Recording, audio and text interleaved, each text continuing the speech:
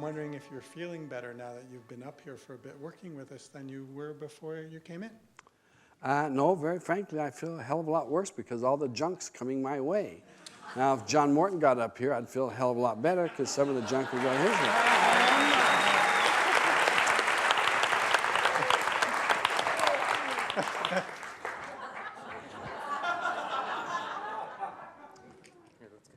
Really? Don't throw it over my side. Throw it that way.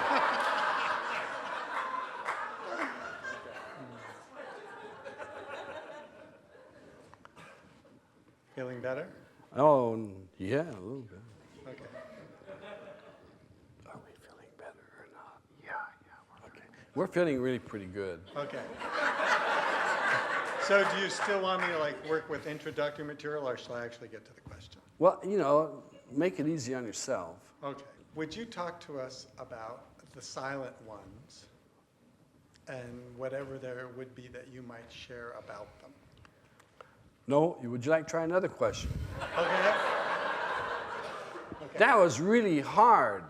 That's not easy. How do you talk about something that never talks so you don't know if you're right or wrong? Hey! I just raised my hand, you called on.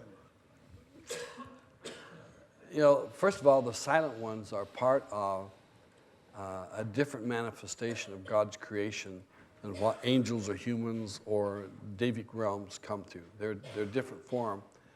And if you were to see one move, you'd have to watch it probably 1,000,000 years before you'd see any movement. Because theirs is not a movement field, theirs is a being field. So they just be. They would look an awful lot like a triangle. Maybe the type that, let's see if there's one over there, the type you might hang on a Christmas tree.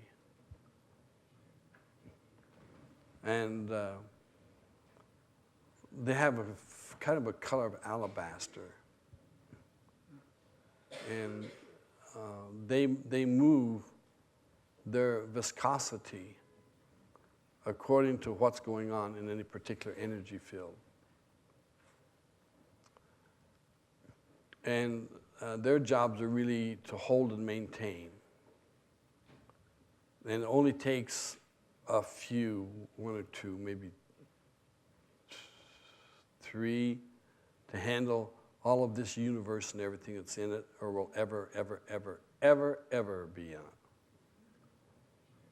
So a silent one is God's creator.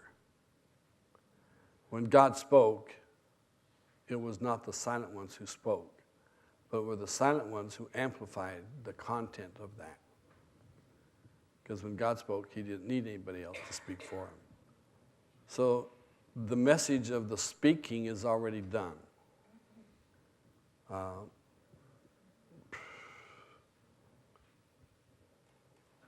They probably wouldn't go back to redo anything because the very presence of their specialty and their beingness is a constant maintenance of perfection. Now, usually perfection by itself is constant, except most things that we look at as perfect don't move. Statues, paintings, things that move, have any kind of movement, river, wind, snow, water, animals, will not be able to enter into perfection because they're going to be falling apart. They're going to be deteriorating, and there's going to be a lot of maintenance for that to happen.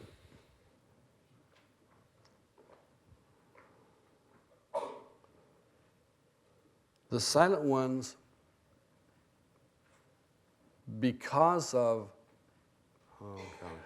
their maintaining ability, gives the absolute appearance of purity. But there cannot be absolute purity in any of the lower levels of creation. Because pure is not a designation as much as it's a maintenance process. And so we're maintaining the process or stabilizing all the universes. on the galaxies and the solar systems, it's done by God's whim. It's like God may go, and it's already being done.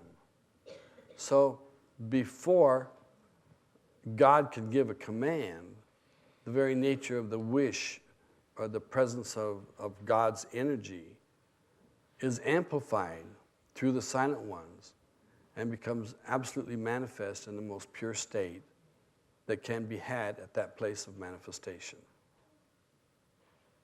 So it's an agreed upon process to have perfection, but maintenance is something that in the very beginning is established to always be.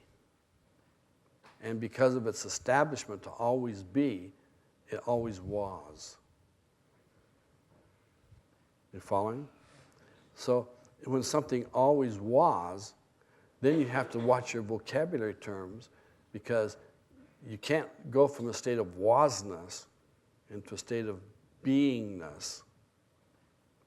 You can just ride on the perfection of maintenance.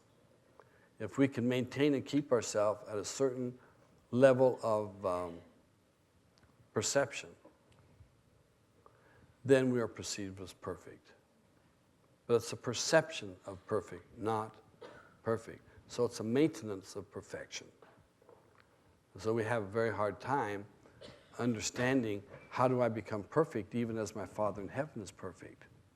Well, if you look at what he made, you understand the Father in heaven isn't perfect. And that they're referencing him as one of the lesser gods that performed the task of bringing all this together. So that pretty much takes that and puts it where you can look at it. There's not too much you can do with this information.